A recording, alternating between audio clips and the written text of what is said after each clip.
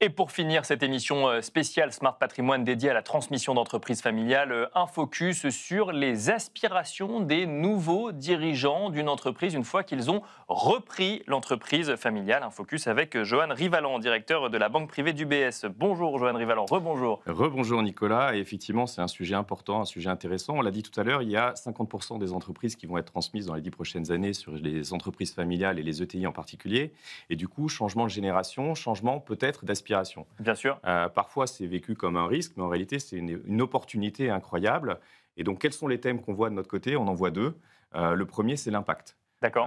On voit Plus d'impact dans les stratégies économiques. plus d'impact dans le sens impact sociétal, impact Environnemental. sur la transformation énergétique, l'environnement, la société. Ça se traduit comment? Ça se traduit par des entreprises qui ont des critères ESG D'accord. beaucoup plus forts dans les entreprises familiales que dans les entreprises dites classiques, Bien sûr. qui deviennent des entreprises à mission, qui vont chercher des labels comme le label B Corp. Et ça, on le voit chez tous les dirigeants des nouvelles générations, si je peux m'exprimer ainsi. L'autre sujet, je pense, c'est aussi l'intelligence artificielle. D'accord. Sujet Bien au sûr. cœur de l'actualité, bien sûr. Euh, c'est rarement le patriarche qui se lance dans l'intelligence artificielle, c'est la nouvelle génération. Et vous le savez que c'est un sujet majeur. Et donc là, c'est quelle stratégie? Est-ce que ça nous concerne, ça ne nous concerne pas?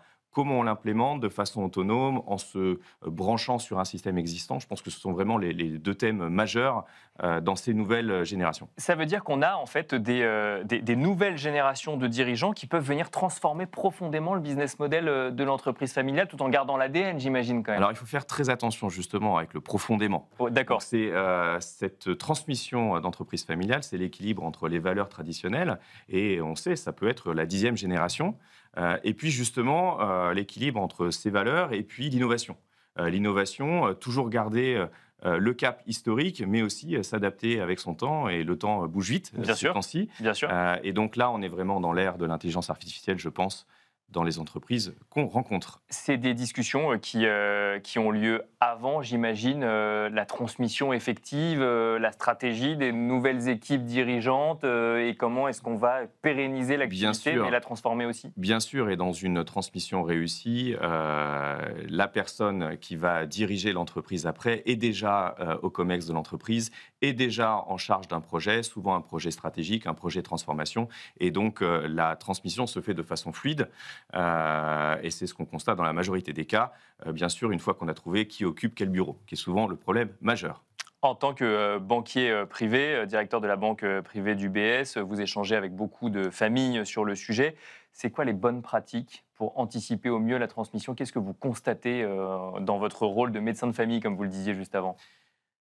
L'anticipation, la communication, le fait de s'entourer et de demander des avis extérieurs et d'organiser et donc de structurer clairement un certain nombre de principes.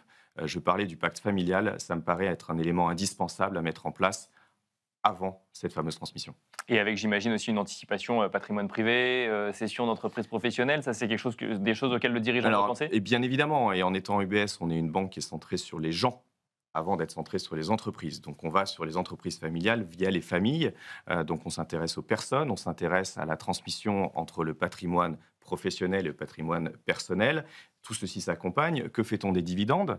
Est-ce que tout le monde réinvestit dans la société? Est-ce qu'on veut commencer, et c'est souvent une bonne idée, à diversifier son patrimoine en investissant dans d'autres entreprises, en investissant sur les marchés, en investissant dans le monde entier? Et c'est là que nos conseils sont souvent très avisés.